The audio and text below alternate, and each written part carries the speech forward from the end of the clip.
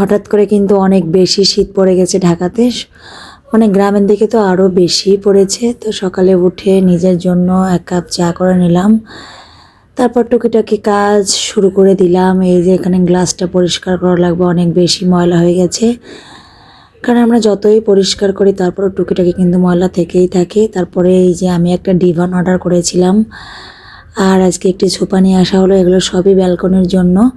তো এই ডিভানটা হচ্ছে আমি কাস্টমাইজ করে বানিয়েছি ব্যালকনির জন্য। তো পরবর্তীতে উপরে হচ্ছে মানে ফোম দেওয়া হবে, তখন দেখতে আরও সুন্দর লাগবে। তারপরেও কিন্তু এখন ব্যালকনির লুকটা মানে দারুণ আসছে, তাই না? আমি চেয়েছিলাম একটু হাতের কাজের জিনিস দিয়ে, যেমন বেতের জিনিস, এগুলো দিয়েই সাজাবো ব্যালকনিটা। তো আর একটা সোফা হয়েছে মেয়ের ব্যালকনিতে দিলাম। তারপরে দুপুরের জন্য রান্না বাড়া করলাম। আজকে খুব কমই রান্না করলাম, কারণ শীতে না খুব একটা রান্না করতেও ইচ্ছা করছিল না, যার জন্য হচ্ছে পালং শাক চিংড়ি মাছ দিয়ে বিটকপি রান্না করলাম, আর হচ্ছে আয়ের মাছ, এটা হচ্ছে আমি ভুনা করেছি। আর বাচ্চাদের জন্য গতকালকে যে চিকেনটা রান্না করেছিলাম সেখান থেকে 2 পিস ছিল, তো ওটা ওরা খেলো দুপুরে। তো এই আজকে হালকা পাতলাই করলাম। আসলে কি আমাদের সব সময় কিন্তু একঘেয়েমি রান্না করতে ভালো লাগে না। তো গতকালকে যেহেতু কয়েকটা আইটেম রান্না করেছি, আজকে না একদমই রান্না করতে ইচ্ছা করছিল না। তারপরও এত বেশি ঠান্ডা, মানে কোনো কাজই করতে ইচ্ছা করছিল না।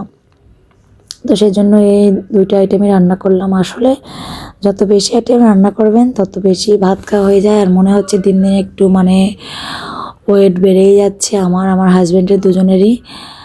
তো খাওয়া দাওয়া মনে হয় একটু বেশি হচ্ছে। আর আমার বাসায় মাছ মাংসটা অলওয়েজ একটু বেশি চলে, আপনারা হয়তো দেখেছেন যারা আমার ভিডিও দেখে থাকবেন। মানে আমার হাজব্যান্ড মাছ ছাড়া ভাত খেতেই পারে না। তো দারুণভাবে আয়ের মাছটা রান্না করেছিলাম, পেঁয়াজ রসুন দিয়ে সুন্দর মতো কষিয়ে, দেন হচ্ছে মাছটাকে ভুনা করলাম, সাথে লাস্টে একটু দিলাম ধনিয়া পাতা। তো এই ছিল হচ্ছে আজকের দুপুরের খাবার, সাদা ভাত, আয়ের মাছ ভুনা, আর হচ্ছে পালং শাকের তরকারি, আর বাচ্চাদের জন্য চিকেন। তো আজকের ভিডিওটা এ পর্যন্তই থাকছে, আপনাদের সাথে দেখা হবে অন্য কোনো ভিডিওতে। তো তখন টুকিটাকি গল্প হবে। তো আপনারা সবাই ভালো থাকবেন, সুস্থ থাকবেন।